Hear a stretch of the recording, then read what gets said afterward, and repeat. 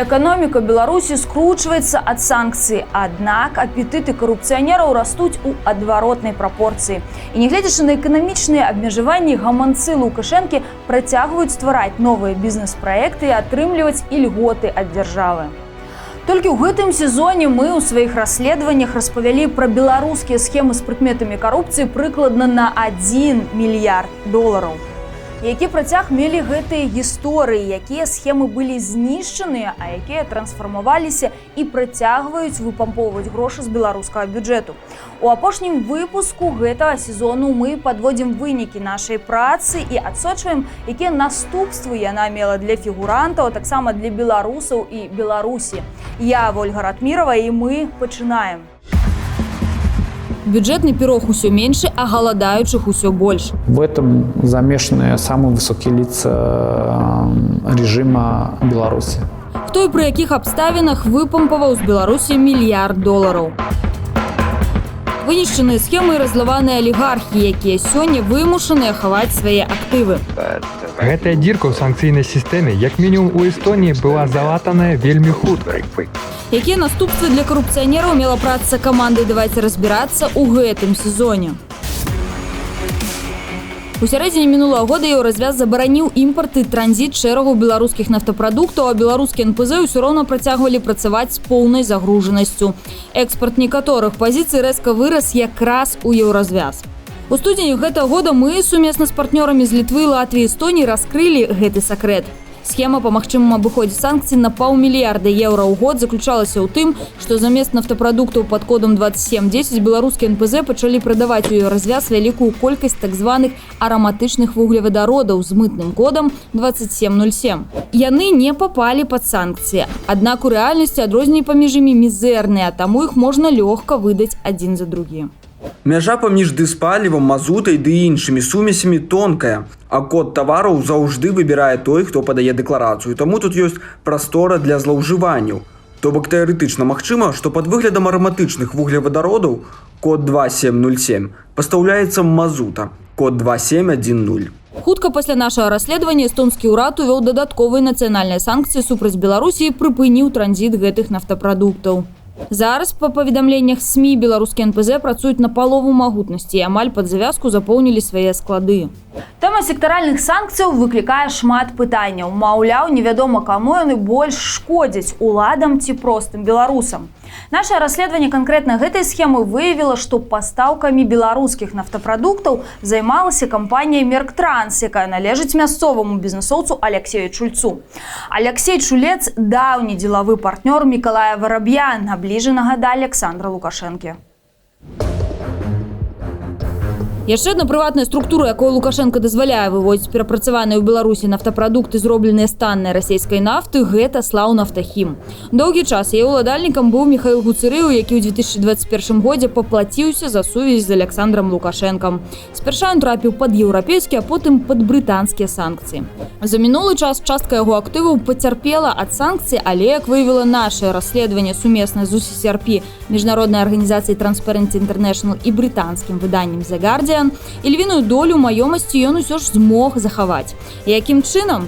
Ён перадаў ва ўласнасць шэраг сваіх кампаній роднаму брату Саід Саламу, а нерухомасць у Лондоне на сотні мільёнаў долараў запісаныя на кампаніі, звязаныя з сынам Міхаіла Саідам. Агульны кошт маёмасці каля $200 мільёнаў. Сярод будынкаў 5павярховы асабняк недалёка ад палаца прынца Уільяма. Калі вы набываеце маёмасць у Вялікай Брытаніі на імя кампаніі, зарэгістраванай на, скажам, брытанскіх Віргінскіх астравах, дзе няма агульнадаступнай інфармацыі пра рэальных уладальнікаў кампаніі, ваш кантроль над нерухомасцю, а гэта могуць быць вельмі буйныя актывы, будзе цалкам недаступны для грамадскасці, а часам нават для ўраду. Сям'я Гуцырыевых адмаўляе дачыненне Міхаіла да гэтай нерухомасці. Яе прадстаўнікі заявілі BBC, што Міхаіл Гуцырыеў не мае ніякага дачынення да актываў, набытых 15 гадоў таму. Маўляў, яго сын Саід купіў іх незалежна ад таты. Праўда, ёсць адзін нюанс. Палова нерухомасці ў Лондоне была набытая, калі Саід Гуцырыеў яшчэ толькі вучыўся, не працаваў і не вёў бізнес. Прадстаўнікі Саіда Гуцырыева адказалі на гэта агульнымі словамі. Спадар Саід Гуцарэў не мае ніякіх фінансавых або камерцыйных сувязяў з Міхаілам Гуцарэевым і не можа быць названы бізнес-партнёрам свайго бацькі. Меркаваць адваротнае фактычна няправільна. Дзякуючы сувязям з Лукашэнкам, кампанія, звязаная з Гуцарэевым, атрымала ад дзяржавы частку найбуйнейшага калійнага радовішча ў Беларусі, а беларускі ўрад выступіў за Гуцарэева з гарантыямі па крэдыце перад кітайскім банкам развіцця. Зараз праект прыпынены праз санкцыі, і як мінімум 25% радовішча часова перайшло пад кантроль расійскай дзяржавы. Менавіта такую долю па паведамленням у СМІ меў расійскі банк Траст у кіпрскай афшорцы, што валодае слаўкаліем, якому Лукашенко аддаў нежанскае радовішча. Зараз Трастбанк праходзіць санацыю, яго кантралюе расійская дзяржава.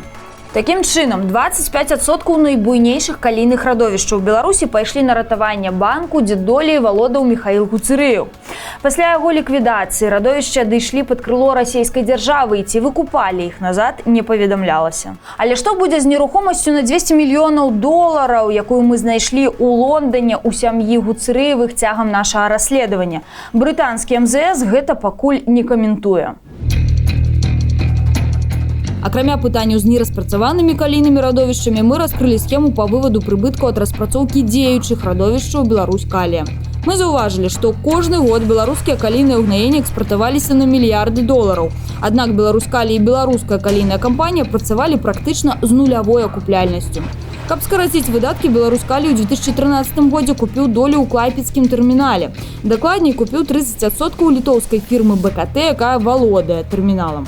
Аднак, як выявіла наше расследаванне, уладальнік і дырэктар БКТ, літоўскія бізнесоўцы Ігор Удавіцкі і Відмантас Дамбраўскас падвязалі да абслугоўвання перавозак беларускага калію шэраг сваіх фірмаў, якія аказвалі айчыннаму дзяржаўнаму прадпрыемству паслугі па коштах, якія перавышалі рынкавыя ў некалькі разоў.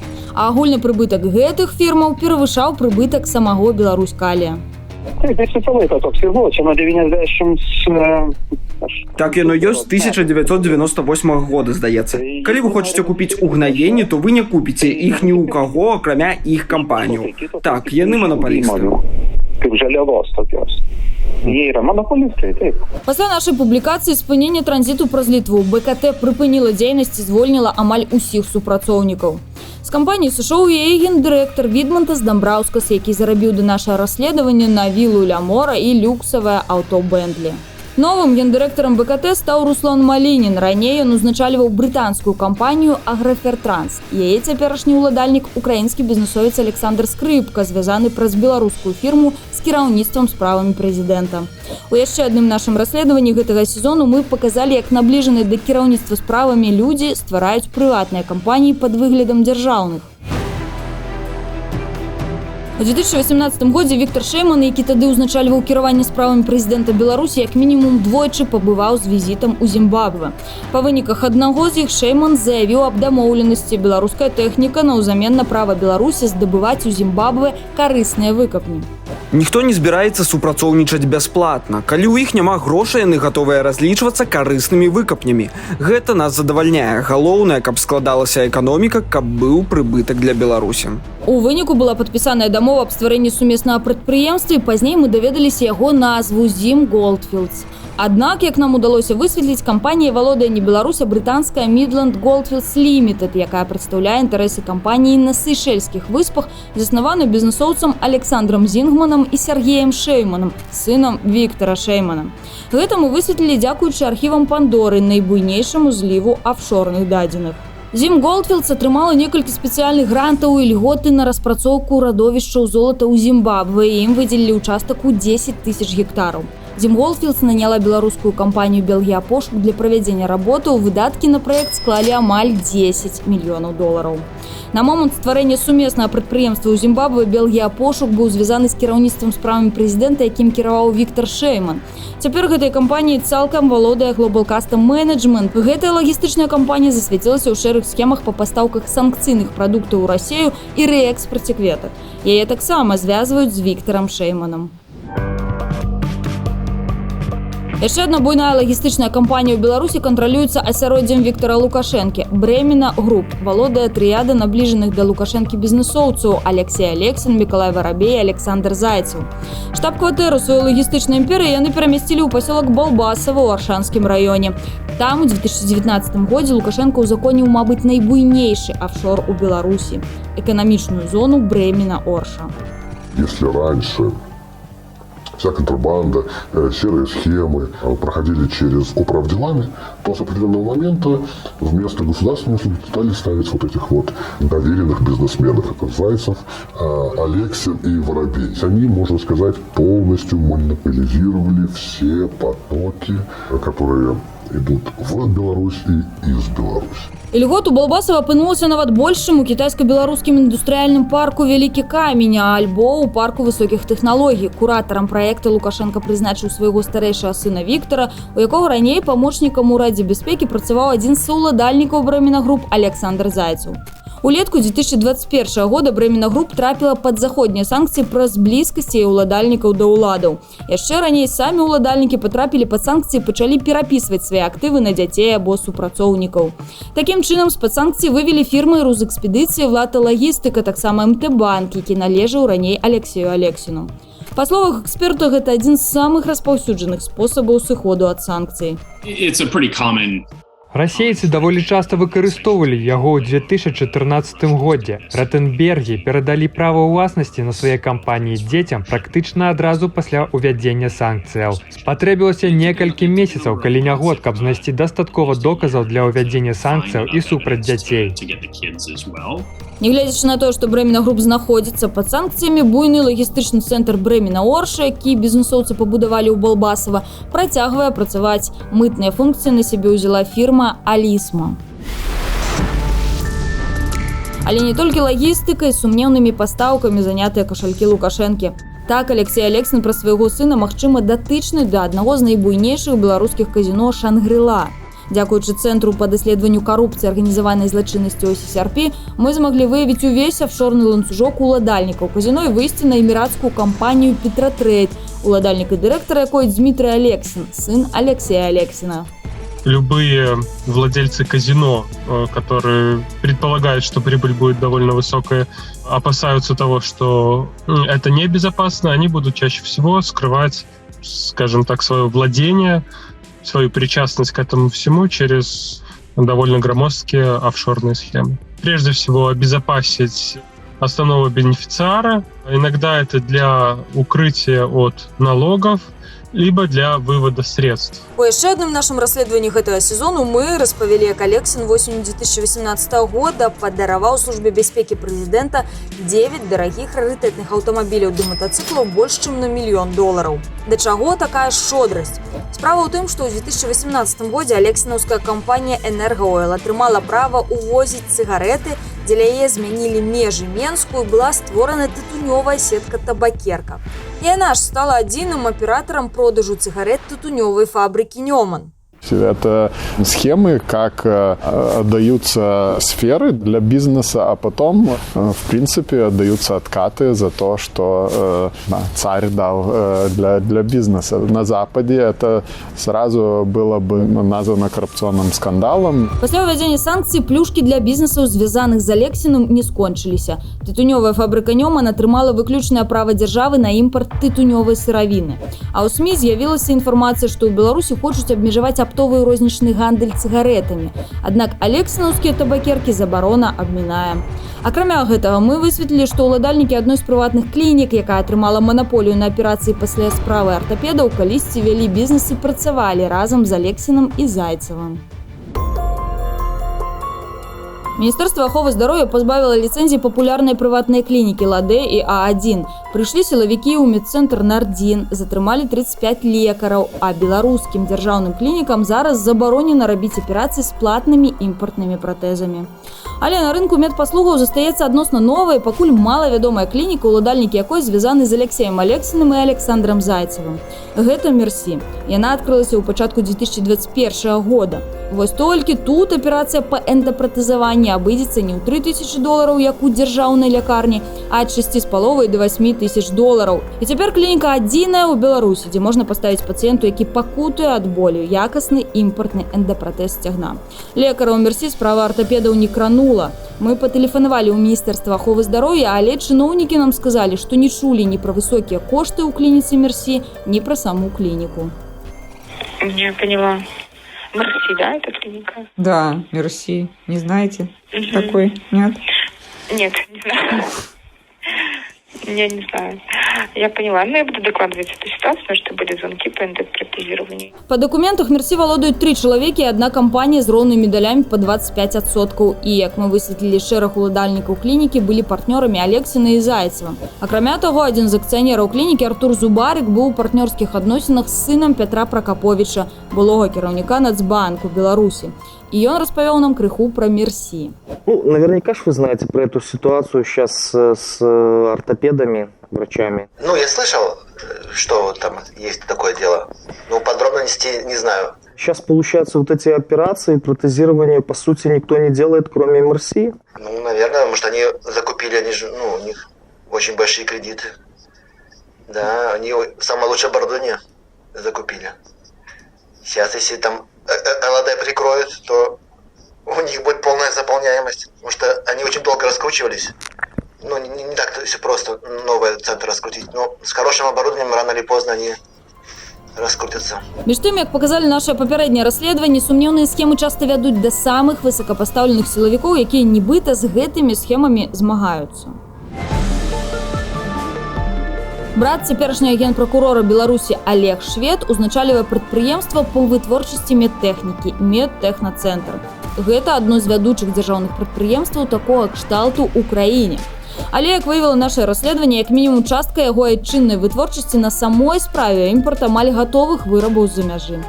Адразу пасля нашага расследавання ў пачатку лютага гэтага года на чарговым паседжанні Савету бяспекі Александр Лукашенко заявіў, што генпракурора Шведа ўжо пачалі паласкаць і трэба гэта ігнараваць. Я знаю, что Андрея Шведа там начали полоскать. Это еще не все. Готовься, еще там откопают еще то, чего ты не знаешь. Про твоих дедушек, бабушек, все. Что обнаружишь, ты с Америки приехал. І тады мы патэлефанавалі Олегу Шведу. Ён жа ў сваю чаргу вырашыў нас не ігнараваць, што праўда і адказаць вырашыў не фактамі па сутнасці, а грубай лаянкай. Это то, что вот эту мерзость выпустили. У меня очень короткий один вопрос. Просто скажите, какая доля импортной составляющей теперь в вашем производстве медтехники? Ничего с вами говорить не собираюсь. После этой мерзости, лжи этой поганой. Так давайте опровергнем. Я не собираюсь ничего опровергать. Силовики, як згадвае Лукашенко, і сапраўды часам менш надаюць увагі, у тым ліку таму, як блізкія да ўладаў бізнесоўцы распілоўваюць бюджэт на барацьбе з каронавірусам. У разгар супрацьстаяння Александра Лукашэнкі з краінамі Захаду ён усё ж такі папрасіў дапамогі грашыма для барацьбы з каронавірусам. Мы готовы обсуждать. И если вы готовы нам помочь в этом, нам, правда, не надо помогать лечить людей. Мы затратили огромные деньги на это. 1,5 миллиарда долларов со всех источников. Нам надо помочь просто дальше развивать здравоохранение. Потому что мы огромные деньги взяли из будущего. Взяли с других сфер. Если готовы, пожалуйста, помогите нам в этом плане. Как у нас говорят, не учите нас жить, а помогите материально. Тым часам наше расследаванне выявіла пераплаты на закупах масак для неінвазіўнай вентыляцыі лёгкіх і прэпаратаў, якія выкарыстоўваюцца пры лячэнні хворых на ковід. Да прыкладу, тэндеры на адну з паставак выйграла кампанія «Вітвара», якая кантралюецца сям'ёй віцебскага бізнесоўца Алексея Сычова. Яна паставіла белфармацыі супрацьзапаленчы лек у 5 разоў даражэй, чым выстаўлены вытворцам кошт. Раней мы высветлілі, што сям'я Сычова купила кватэру на Нямізе ў сям'і тагачаснага віцэ-прэм'ера, а да гэтага шматгадовага міністра аховы здароўя Васіля Жарко. Яго, у сваю чаргу, СМІ называюць пратэжэ Людмілы Пастаялкі, бабуляй Мікалая Лукашэнкі. Пасля шэрагу нашых расследаванняў кампанія, звязаная з Алексеем Сычовым, атрымала штраф на амаль 15 мільёнаў долараў за пастаўкі лекаў па завышаных коштах. Вот таму мы паспрабавалі ўзяць каментар пра ўсё гэта ў дзеючага міністра аховы здароўя Дмітрая Піневіча, аднак ён уцёк ад нас у свой кабінет. І калі зайшлі мы за ім, то ў кабінеце міністра ўжо не было. Дмитрий Леонидович, апошні раз, адзел. З месцу, дзе можна было б схавацца, мы ў гэтым кабінеце ўбачылі толькі стол і шафу. Сам Лукашенко любіць раздаваць сваім улюбёнцам падарункі за кошт бюджэту. І ў першую чаргу сваім спартоўцам, але не тым, хто актыўна выступае на спаборніцтвах за краіну, а тым, хто гуляе з ім асабіста ў аматарскі хакей. Если, скажем так, хочешь решить какой-то серьезный вопрос, то надо быть вхожим в раздевалку, а еще лучше играть. Чарговий такі падарунок дастаўся кампаніі, звязанай з былым хакеістам Сергеем Шыткоўскім, які цяпер гуляе ў камандзе Лукашэнкі як аматар. Лукашенко дазволіў вылучыць яму бясплатна ўчасткаў пад забудову рынкавым коштам каля $24 мільёнаў. Узамен той павінен быў пабудаваць для дзяржавы лыжны манеж з інвестыцыямі ў $13 мільёнаў. Гэта значыць, гулец Лукашэнкі пазбег выдаткаў як мінімум на $10 мільёнаў. Яшчэ адзін фаварыт Лукашэнкі – трэнер па тэнісе Сергей Цяцерын. Да нас у рукі трапіла перапіска, з якой вынікае, што Цяцерын, сярод іншага, атрымаў ад свайго патрона манаполію на пастаўкі гарбаты і кавы ў дзяржаўную сетку крам «Белкапсаюз». Акрамя таго, яго кампанія прымусова апрацоўвала скуркі пушных жывёлаў, прычым па такіх рабаўніцкіх коштах, што чыноўнікі «Белкапсаюза» пачалі скардзіцца ў органы. Лукашенко, как и любой другой человек-султан, да, политик, это человек настроения. Я думаю, что вот эти отношения строятся прежде всего на доверии Лукашенко к нему. У чэрвені 2021 года Сергей Цяцерын трапіў у так званы 4-й пакет санкцый еўразвязу разам з Дмітрыем і Ліліяй Лукашэнкамі, Гуцэрэевым, Алексіным і Зайцевым. А ў красавіку 2022 года Лукашенко дазволіў стварыць платныя пункты дэзінфекцыі па праекце Цяцерына. Папярэдняя фірма Цяцерына «Белглобал Гарант» была перададзеная расійскай кампаніі, але ўсё роўна стала атрымальнікам падраду на абавязковую платную дэзінфекцыю транспартных сродкаў на ўсіх пунктах пропуску праз дзяржмяжу Беларусі. Мы запыталіся у Сергея Цяцерына, чаму ён прадаў расейцам сваю кампанію «Белглобал Гарант» хутка пасля таго, як Лукашенко дазволіў правесці эксперымент по дэзінфекцыі. Алігарх раззлаваўся. А скажите, пожалуйста, а почему вы ее продали? Скажите, пожалуйста, почему вы ее продали? Почему вы продали компанию? Компанию Белглобал. По этому телефону. Это раз. А то, что интересует, действительно там. Или Медунов где-то у кого-то, или еще где-то. Все, закончили базары. Почему вы продали ее? Вы свободны, гуляйте. Ну і напрыканцы пра распілоўванне ў сектары высокіх тэхналогій, а менавіта мабільнага інтэрнэту 4G. Замест таго, каб распрадаць правы на будаўніцтва інфраструктуры для 4G праз аўкцыён мабільным аператарам, як гэта зрабілі ўсе суседнія краіны, Александр Лукашенко аддаў гэта права адной канторы B-Cloud. 51% яе належыць аператыўна-аналітычнаму цэнтру. Ён на той момант кантраляваўся Віктарам Лукашэнкам. Дарэчы, у Расіі і Украіне ўлады прадавалі гэтыя частоты на аўкцыёнах сваім найбуйнейшым мабільным аператарам. У Беларусі ж B-Cloud абяцаў укласці $400 мільёнаў у інфраструктуру, але няма ніякіх доказаў, што сваё абяцанне стрымаў. Сёння наша краіна паводле рэйтынгу на 132-м месцы па якасці мабільнага інтэрнэту ў свеце. Мы працягнем сваю працу, будзем сачыць за нашымі фігурантамі і іх актывамі. Акрамя таго, у новым сезоне мы распавядзём пра новых бенефіцыяраў і новыя схемы з прыкметамі карупцыі ў Беларусі. З вами была Вольга Ратмірова. Да сустрэчы!